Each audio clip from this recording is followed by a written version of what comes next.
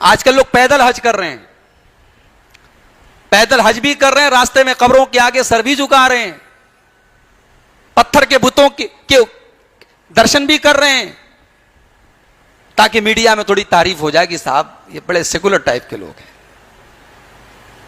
ایک بات بولوں، مشرک جو ہے نا، پیدل نہیں سر کے بل حج کر لے اس کا حج نہیں قبول ہوگا۔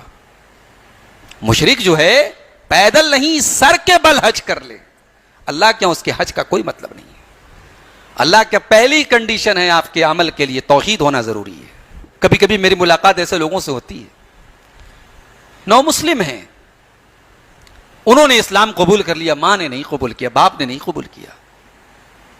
ایسے لوگ کبھی ملتے نا بڑے درد کے ساتھ کہتے ہیں شیخ صاحب میری ماں کے لیے دعا کیجیے گا۔ اللہ کی قسم ان کے لہجے میں بڑا درد ہوتا ہے۔ وہ درد کیوں ہوتا ہے؟ وہ درد اس لیے ہوتا ہے کہ میں اپنے ہاتھ جب اپنے رب کی بارگاہ میں اٹھاتا ہوں، میں اپنی ماں کی مغفرت کی دعا نہیں کر سکتا، اپنے باپ کی مغفرت کی دعا نہیں کر سکتا۔ ہم اور آپ خوش نصیب ہیں میرے بھائی، اگر اللہ نے ہمیں اور ہمارے ماں باپ کو توحید کی نعمت سے نوازا ہے، کم سے کم ہم اپنی ماں کے لیے، اپنے باپ کے لیے مغفرت کی دعا تو کر سکتے ہیں، ان کی جنازے کی نماز تو پڑھ سکتے ہیں۔ اللہ کے پیارے نبی جناب محمد الرسول اللہ صلی اللہ علیہ وسلم اپنی ماں کے لیے مغفرت کی دعا نہیں کر پائے۔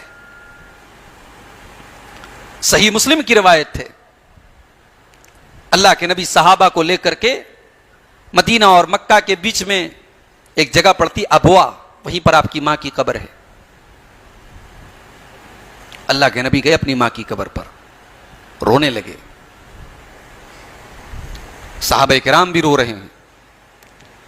اللہ کے نبی نے فرمایا استاذنت ربی ان استغفر لأمی فلم یؤذن لی، میں نے اپنے رب سے اجازت مانگی تھی کہ اللہ میں اپنی ماں کے لیے مغفرت کی دعا کرنا چاہتا ہوں، اللہ نے مجھے اجازت نہیں دی۔ اللہ کے رسول ہیں، کائنات کے سب سے افضل انسان ہیں، مگر یہ چیز کنٹرول کے باہر ہے، اللہ نے اس کی گنجائش ہی نہیں رکھی ہے۔ اللہ نے اپنے نبی کو پرمیشن نہیں دی نا، you are not allowed, permission نہیں، آپ اپنی ماں کے لیے مغفرت کی دعا نہیں کر سکتے۔ اللہ کے نبی رو رہے ہیں، دل میں ایک تڑپ ہے، درد ہے، مگر اللہ کے قانون کے آگے مجبور ہیں۔ کہا کہ میں نے اپنے رب سے دعا کی اجازت مانگی اپنی ماں کے لیے، اللہ نے اجازت نہیں دی۔ پھر میں نے اپنے رب سے اجازت مانگی اپنی ماں کی قبر پہ جانے کی، تو اللہ نے اجازت دی۔ یہ ہے اللہ کے یہاں شرک کا معاملہ۔ آپ مشرک کے ساتھ سافٹ کارنر رکھتے ہیں، شرک ہو رہا ہے اور آپ کے ماتھے پر کوئی بل نہیں پڑ رہا ہے، آپ کے دل میں کوئی تکلیف نہیں ہو رہی ہے، کیوں صاحب؟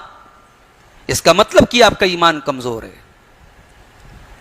ارے آج کل تو ایسے ایسے ویڈیوز آ رہے ہیں، مسلمان غیر اللہ کے آگے، ان کے معبودوں کے آگے، ان کے بتوں کے آگے، ان کے دھارمک پرتیکوں کے آگے سر جھکا رہا ہے۔ مسلمان، سو کالڈ مسلمان، نام نہاد مسلمان، اپنے آپ کو سیکولر ظاہر کرنے کے لیے، لبرل ظاہر کرنے کے لیے کہ صاحب میں اس دیش کا جو ہے بہت سمجھدار مسلمان ہوں۔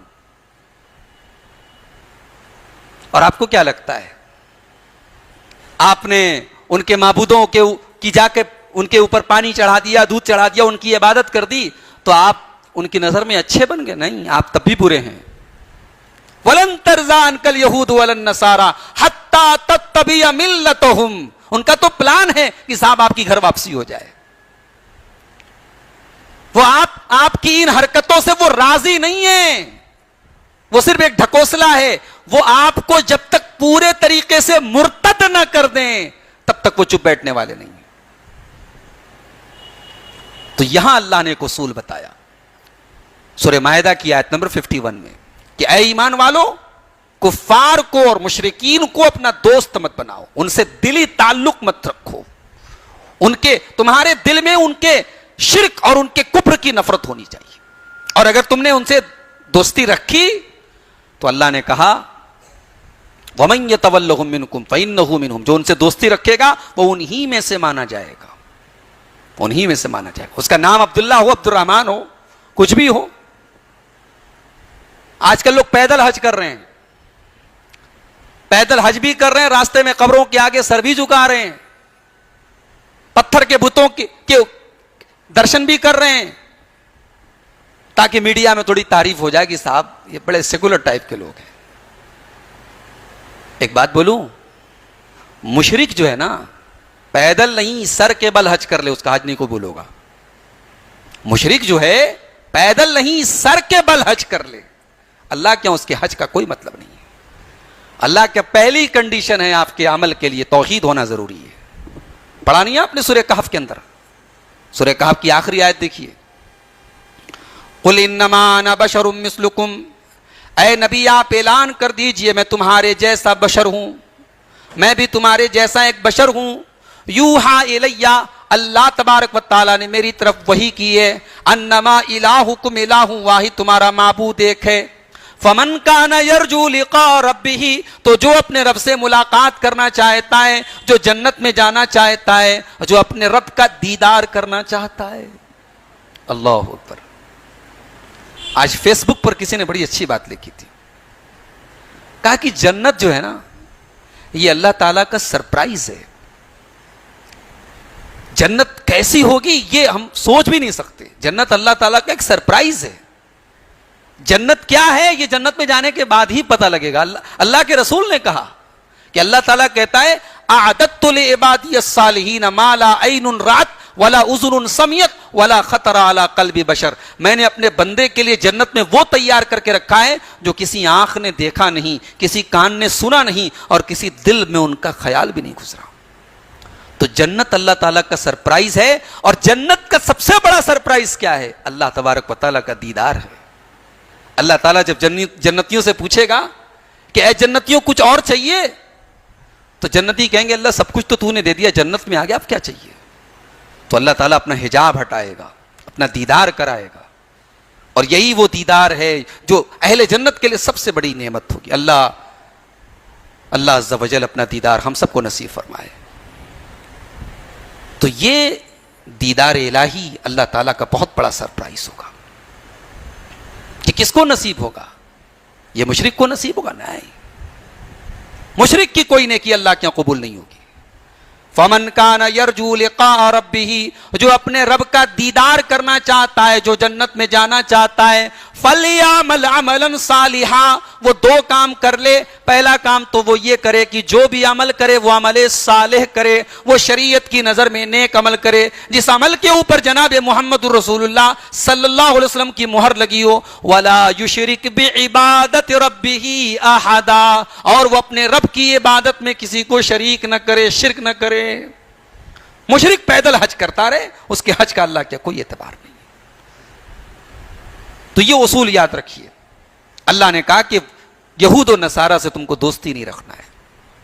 اور آگے بڑھیے, بھئی ہمارا باپ یہودی ہے, مان لو ہمارا بھائی یہودی ہے, مشرک ہے.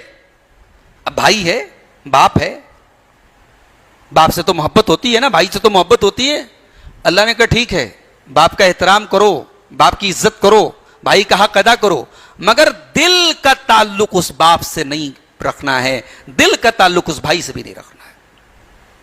سورہ توبہ کی آیت نمبر 23 میں اللہ نے فرمایا یا ایھا الذین آمنوا, یا ایھا الذین آمنوا لا تتخذوا آباءکم واخوانکم اولیاء ان استحبوا الکفر علی الایمان. اے ایمان والو, اپنے باپ کو اور اپنے بھائی کو بھی تم اپنا دوست نہ بناؤ, ان سے دلی تعلق مت رکھو. ان استحبوا الکفر علی الایمان, اگر وہ ایمان کے اوپر کفر کو ترجیح دے دیں, اگر وہ ایمان کے بجائے کفر کا راستہ اپنا لیں. بدر کا میدان ہے, ابو بکر صدیق مسلمانوں کی طرف سے لڑ رہے ہیں اور بیٹا عبد الرحمن کافروں کی طرف سے لڑ رہا ہے. باپ بیٹے کے خلاف تلواریں, باپ کی تلوار بیٹے کے خلاف چل رہی ہے. جنگ ختم ہو گئی, عبد الرحمن بھی بعد میں اسلام لے آئے, مسلمان ہو گئے. اپنے باپ سے ایک دن کہنے لگے ابا جان, بدر کے میدان میں کئی بار ایسا ہوا کہ آپ میری تلوار کے نیچے آ گئے, مگر میں نے یہ سوچ کر کے چھوڑ دیا کہ آپ میرے باپ ہیں. ابو بکر صدیق نے کہا میرے بیٹے, اگر تو میری تلوار کے نیچے آیا ہوتا تو میں بیٹا سمجھ کے تجھے کبھی نہ چھوڑتا. اس وقت تو میری نظر میں اسلام کا دشمن تھا, تو نبی کا دشمن تھا. اپنا بیٹا ہے, مگر اسلام کا دشمن ہے تو دشمن ہے. یہ اللہ نے اصول بتایا. مشرک کے ساتھ آپ کو دلی تعلق نہیں رکھنا ہے. غزوہ بدر میں حضرت مصعب ابن عمیر رضی اللہ تعالیٰ عنہ بھی شامل ہیں. ان کا بھائی ابو عمیر وہ مشرک ہے, کافر ہے, دشمنوں کی طرف سے لڑ رہا ہے. جنگ کے بعد پکڑ کے گرفتار کر کے لایا گیا اور ایک مسلمان اس کو قید کر کے لے کے جا رہا ہے, اس کے پیروں میں بیڑیاں ڈال کر کے لے کے جا رہا ہے. حضرت مصعب ابن عمیر کی نظر پڑی. آپ نے کہا اس کی ماں بہت پیسے والی ہے, اس کو بہت قاعدے سے باندھ دو اور اچھی طریقے سے لے کے جاؤ, بہت پیسہ ملے گا اس کی ماں سے فدیے کے طور پہ. ابو عمیر مصعب ابن عمیر کے بھائی تھے. انہوں نے کہا بھائی تو کیسا بھائی ہے, تو میرا بھائیوں کے ایسی بات کر رہا ہے, میرے بارے میں کہہ رہا ہے اس کو اور کس کے باندھو, اس کو اور مضبوطی سے پکڑو, اس کی ماں بہت پیسے والی, تو کیسی بات کر رہا ہے, تو میرا بھائی ہو کر کیسی بات کر رہا ہے. تو حضرت مصعب ابن عمیر نے کہا انہو اخی دونک, میرا بھائی تو نہیں ہے, میرا بھائی وہ ہے جس نے تجھے پکڑ کے رکھا ہے. یہ ہے اسلام, یہ ہے شریعت, یہ ہے اسلام کا قانون. آپ اسلام کے اگینسٹ ہو گئے, آپ میرے بھائی نہیں ہیں. آپ اللہ کے خلاف ہیں, رسول کے خلاف ہیں, اسلام کے خلاف ہیں. بھائی بھی بھائی نہیں ہے, باپ بھی باپ نہیں ہے, بیٹا بھی بیٹا نہیں ہے. یہ ہے اسلام کی تعلیم. اس کو اگر اور کلیئر سمجھنا ہے, قرآن کا 28واں پارہ اٹھاؤ, سورہ مجادلہ میں اللہ نے فرمایا لا تجد قوما یؤمنون باللہ والیوم الآخر, جو لوگ اللہ تعالیٰ کے اوپر ایمان رکھتے ہیں, جو لوگ قیامت کے دن کے اوپر ایمان رکھتے ہیں, لا تجد قوما یؤمنون باللہ والیوم الآخر یوادون من حاد اللہ ورسولہ ولو کانوا آباءہم او ابناءہم او اخوانہم او عشیرتہم. اللہ نے فرمایا جو مومن ہوگا, جو اللہ کے اوپر ایمان رکھے گا, جو قیامت کے دن کے اوپر ایمان رکھے گا, وہ کسی کافر اور مشرک کو اپنا دوست نہیں بنائے گا. اس کا باپ ہی کیوں نہ ہو, اس کا بھائی ہی کیوں نہ ہو, اس کا خاندان کا ہی کیوں نہ ہو, اس کا بیٹا ہی کیوں نہ ہو. یہ دنیا کے قریب ترین رشتے ہیں, باپ, بیٹا, بھائی, خاندان.